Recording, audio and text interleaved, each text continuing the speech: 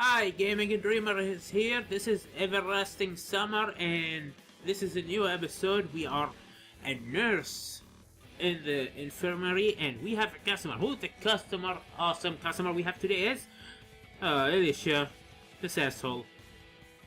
Let's move on. Let's see what trouble she will give us. Suddenly, the door burst open, and Alicia rushed inside. She looked at me piercingly. What are you doing here? Sitting? I admit, harmlessly. Okay then.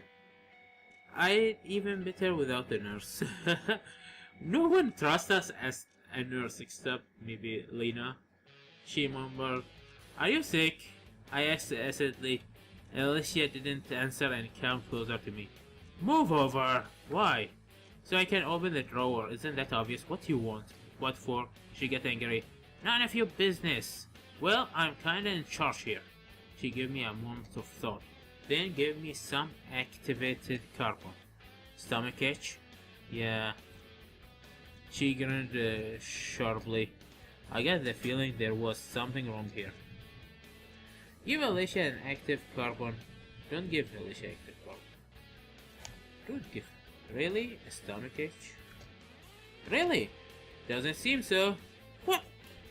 Do I have to toss my lunch all over to place for you to believe me? I don't know what terrible thing can be done with active carbon, but I am sure you will think of something." She hesitated. "And what if you are right?" "There. I knew it. Then I'm certain not give you anything." Alicia tried to get to the drawer, but I blocked the door with my chest like Alexander Mutafek. Alexander Motorosov was Soviet infantry soldier during the Great Patriotic War. Posthumous awarded the title of the hero of the Soviet Union for blocking German machine gun with his chest. Wow! This guy is awesome. Who's that guy? This game gives us a lot of information about Soviet Russia that I didn't know about. This guy is awesome. For all her medians, she was still just a girl, and she had no chance to push me aside. Whatever, I'll find it somewhere else. She turned away and headed to the exit. At the door, Alicia stopped and looked back. "By the way, the camp leader and the nurse are carrying Pioneer with a broken leg. I really don't care, but they seem to be struggling." "Yeah, sure. Come see for yourself." Alicia seemed to be lying, but on the other hand, as long as I can see her. I came to the door and looked outside. No one was there. Where exactly?" "They haven't reached here yet, then." She made a helpless gesture. "Have fun." I turned the table and only then realized that one of the drawers was open. How did she make it so quick? I turned my back in just a second. Though, what evil can come from active carbon? I don't know. I don't know that much in chemistry to say. But she will make maybe something explosive or a bomb. She is terrorist. It was 15 minutes till dinner, and the nurse still wasn't back. I guess just leave the place like this won't do. She asked me to look after it after all. And who knows what might happen if I leave. Though who would want to steal anything from here except Alicia? Wow, except for Alicia! Wow. Stealing active carbon. I opened the magazine again and began flipping through the 9th time. Wow, this magazine may be the best thing happened to you since here. By the way, there are like a calendar, so you can know the time from there, maybe. The fashion of the 80s weren't that fun anymore. What are you talking about? Fashion in the 80s was the best. I love the fashion of the 80s. Yawning got me several times. It was already 6 o'clock, so dinner has already started. Of course, I had to be the watch till the end, but my stomach seemed to have its own opinion on the matter. I'm hungry. I stood up and steadily headed to the exit. Rusting sound came from behind the door. Could it be someone else who got poisoned, broken their arm, something even worse? However, there was no one out there. Seemed it was just my imagination. I returned inside and instantly noticed that something had changed in the infirmary. To be precise, an apple had appeared on the table. Apple? Huh. But where from? That's creepy. Fruits can't get materials from the air by themselves, can they? Though in the camp anything is possible. Chances are someone just brought it here. Maybe Lena wanted to thank me? Give that she is all shy and... But wait! How could she just slip past me like that? Lena wouldn't climb through the window after all. So there must be something else. I was suddenly overwhelmed by fear. What if the apple is poisoned? Though why will someone complete things when I'm here totally helpless and can be killed any more easily? Or it might be the apple which Eve tasted in the Garden of Eden. Or the apple from Snow White. In that case, I simply shouldn't eat it. The same second my stomach reminds me of that there is a rumbling territory. However, it will take time to close the infirmary, so I reach the center and get food. My stomach about to eat itself. There's nothing wrong, I guess. Once again, I try to remember that if this apple was here before, in the end, I must have appeared from nowhere. Maybe it got here through the window. The shutter was slightly open, so someone must have reached and put it up here. Nothing serious, however. Hey, the apple! I'm hungry. Game over. You die. I hunger brush and started chewing on the red green apple with gust. Is this simply normal? I don't think that even the strongest body can be tasted. But it's too late to think about that. It was time to go for dinner. Along the way, I ran into electronic. How it's going? Do you find Shirk? No, still no sign of him. Don't worry, we'll find him. Try to clean him up. Too much time has passed. I'll just keep on searching. What about dinner? No, finding Shirk is more important. He muted thoroughly. I left him at the crossroad and wished him good luck. Pioneer crowded in the doorway. Quickly, my base trying to not to be the last one in the line, at last for today. And I was lucky. In the far corner was the absolutely empty table. I took my dinner quickly and sat at the table. Tonight, dinner consisted of a fruit soup and pair of buns. This set surprised me at first, but the taste was actually nice. I considered on eating. Lena, let's go here. Look, 3 free chairs. Linda and Mika stood in front of me. Are these taken? Wondered Lena. No, take a seat. Of course, I wish she was alone. Thank you. As soon as Lena said that, Xenia jumped out from behind her back. I'll sit here. There are no place left, she said, putting her tray at the table and sat down, not even waiting for my answers. Sure, make yourself at home, I muttered sorrowfully. What? Nothing? To tell the truth, I wanted to reduce the whole company to just Lena, through neither Miko and Nazaria were causing much trouble. Except one poor too talkative and the other was too arrogant. But nevertheless, they were absolutely harmless, especially comparing to some other I could name.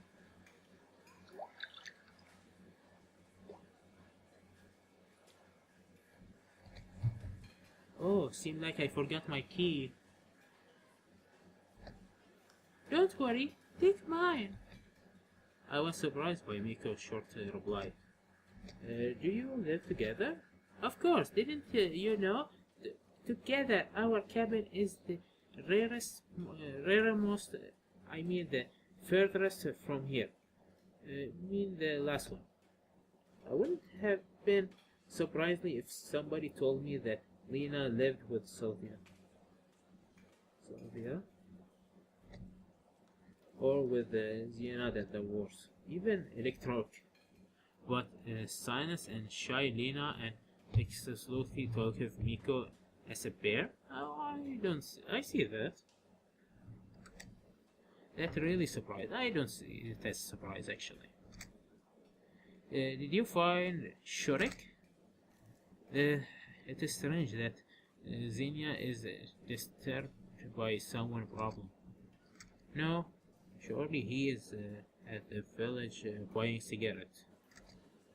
Or vodka. She snorts. Village? At that moment the conversation got much more interesting. Yet a problem with the village? Xenia looked amazed. You mean there a village nearby? I think so, she said instantly. I looked at Lena and Miko, but they were busy with their meal and did not pay attention to our conversation. You mean you don't know exactly? Why should I care? Xenia stared at her dish. So there are a village. Maybe we go there and find answer, who knows? But there must be something nearby. Listening? I don't know, will you let me eat? Seems like I won't get anything from her. So there are a chance that she really doesn't know. The remaining time was spent listening to Miko talking about some nonsense. I was just going slowly, mad in silence. Obviously, the first thing I did after that was inhale a great breath of fresh air. The sun was setting. I decided to take a walk. It's highly unlikely that I will find anything more exciting to do for the rest of the evening. That way something interesting could arise quite unexpectedly. Is that an explosion? I was abreast of the squad when I heard a loud bang. It seemed like something had exploded. Oh boy. I was paralyzed. I am in the hostile environment, not knowing the rule and law of the place. It will be better for me to run. But at the same time, I was curious. Probably I would have just kept standing there, but somebody grabbed my hand. It was Olga. Why are you standing here? Let's go and see what happened. Can't you even manage without me? I begged her painfully. It shouldn't be anything serious, I hope. When we came to the square, there was already a crowd of pioneers. Olga viciously pushed through the crowd and appeared at the crime scene. Obviously, someone had tried to blow up Jenda. It's Alicia. She used the carbon to make a bomb, and she did a terrorist attack against Gilda. Fuck you, Alicia. It's you. No one but you. But the attack failed. The moment was still standing outside. There were only damn ash traces on the pedestal. Well, who did it? She looked over the crowd of pioneers. Surely it wasn't done by any organized terrorist organization. These guys all come here just to look at what happened. I noticed Juliana and Alicia in the crowd. and it looked like our camp leader noticed them too. You two, come here. They approached recently. Why always me? If you think so, show me your hands. But what's wrong with them? I looked closer and saw they were smirking in black. Now it's clear. What did you make a bomb with? The junior terrorists seemed to be hesitant over whatever or not to confess, but then blurted out proudly, active carbon. Slut better and sulfur. Wait a minute, carbon? That's the stone from the first aid kit. Why exactly the moments? What did this honorable man ever done to you? The fighter for the right of... I could hardly imagine how long she would have kept on scolding Alicia if Electronic didn't pop out of the air shouting, I found it! I found it! Everyone turned toward him. He held the both of his hand. Here! Electronic bustily shook over his head. It's wrecked boot! Okay, calm down. Tell us a detail. Where you found it? In the forest. On the way to the old camp. Whispering ran among the pioneers. Old camp? The old camp? Are you sure? Absolutely. What's so special about the old camp? I joined in the conversation. Nothing special really. She stammered. One of the legends tells the story of the young camp leader ghost living there. She fell in love with the pioneer, but he rejected her, and so she killed herself. So she committed harakiri with a kitchen knife. Next day, the boy was hit by a bus. Bus? Huh. I refused from asking about the route number, but science doesn't acknowledge the existence of ghosts, so we have nothing to be afraid of. Anyway, somebody should go there. Suddenly the crowd starts to thin out. Olga, Dimitri, it's almost night, maybe tomorrow. I turned around and saw Sylvia and Lena. What if at night something happened to him? Not today. Right now. By the way, where's that place? Electronic roughly described to me the direction and took me to the story and the old camp. The camp leader looked at me intentionally. If you think that you're the only man here. What? What do you mean I'm the only man here? Electronic here and so many background character? I look around the area, of course. Electronic was quick to flee. Fuck you, Electronic. I still didn't want to walk into the wood alone. If you ask me, I won't. Go with Alicia. Alicia, no. Sylvia, yes. Juliana, no. Lena, no way. She scared the cat. Alone. Sylvia. Does she agree? I look at Sylvia. She paid no attention to me. Look like it's not my day. Okay, I'm going alone. Olga looks thoughtfully. Perhaps you're right. We go together tomorrow morning. Thank you for considering that I am a kid too. Thank you. Thank you for thinking about that. We stood in silence for some time, then disappeared around the camp. Everybody seemingly forgot about Alicia and her terrorist act, maybe due to the minor damage it caused. Together with the camp leader, I went toward our cabin. I tried to think why Sherrick would go to the old camp. Maybe he forgot something here. Maybe he was there, or maybe he searched for his dead father. Whatever.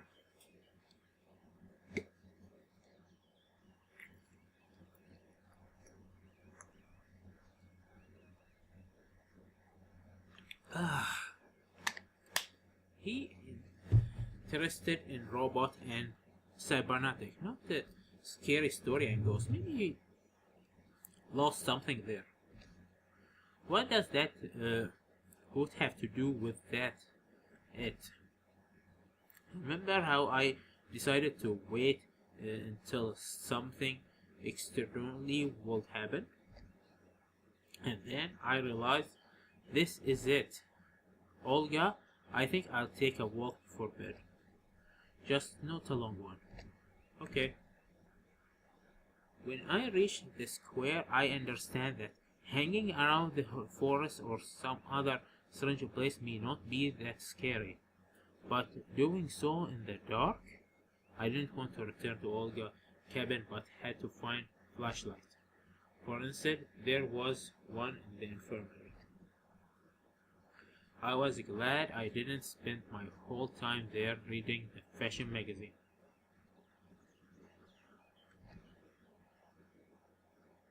The flashing light was found quickly, and in a few minutes I was aging, standing at the square, pulled myself together. I just had to make the final decision before I entered the forest. Moving past the pioneer cabin, down the forest path toward the abandoned camp. I set work. Electronic told me that the old building was built immediately after the war. It looked like a kindergarten or like a barricade, I expect, and definitely could hold few pioneers than today camp. It had been abandoned for about 20 years. It was now totally dark. The forest looked totally different at night. Mysteriously, shadows were hiding behind the tree, strange rustling and the cries of night birds come from everywhere, branch treachery snapping under my feet. The full moon was shining, so I decided to save the battery in the flashlight. I am sure I will need it sometime soon. The further I moved, the more unpleasant thoughts come into my head.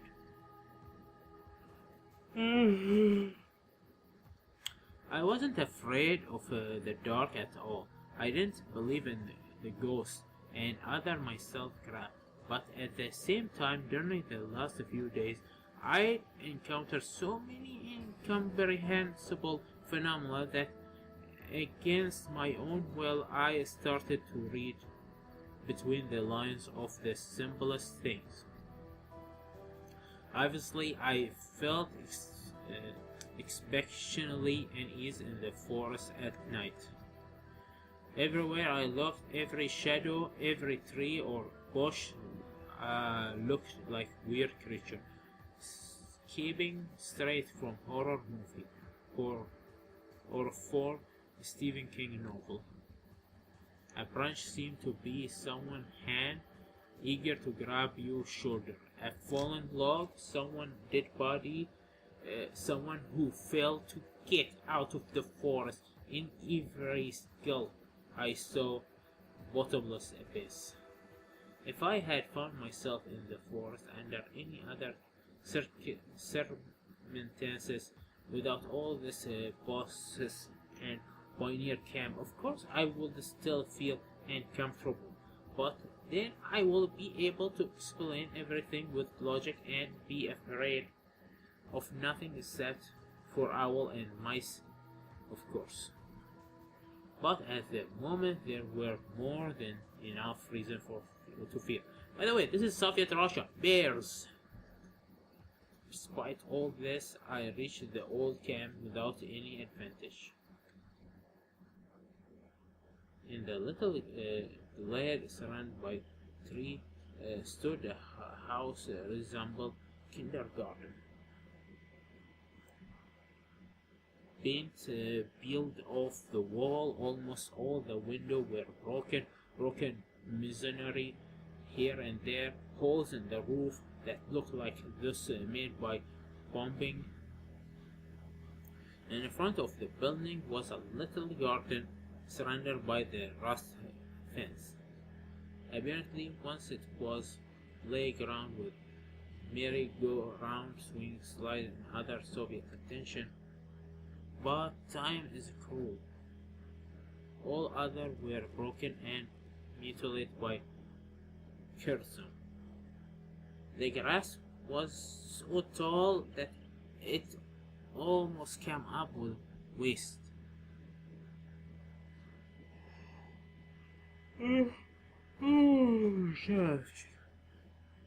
Then the moon looked out from behind the cloud and illuminated the old camp.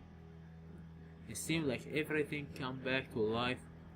Windows shone with new glass and walls looked like they'd been painted with fresh paint. I heard playful laughter. So translate children joyful running the frolic in the yard as Rick camp leader in the Thorhold basket with the rib apple in her hand, the old cleaner lady taking a nap in the shade. Oh shit. A scent chilled down my spine. Of course, my imagination was just playing trick, but the old camp itself was so similar to all post-apocalypse picture, and I had seen that this vision were no surprise. I stood and decided for a long time before I dared to go further. After all, I am here to find Shrek, though I still don't get to what the might be doing here, if he even in here. A boot somewhere nearby doesn't mean anything. However, if he was not eaten by a wolf, for some reason it seemed like there were no wolves in the forest, this must be the only place where he might be hiding. Carefully crossed the yard, bushes and tall grass apart, and trying not to bump into a jagged piece of meat. But I stood in doorway hesitating.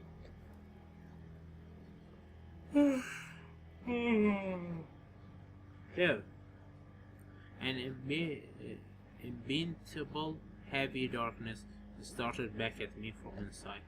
Even the brightest moonlight could not emanate any object or even highlight the silhouette.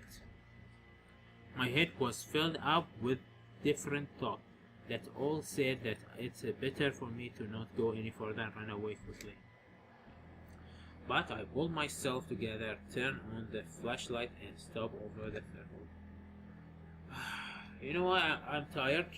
So I will end the episode here and see you next episode. Goodbye.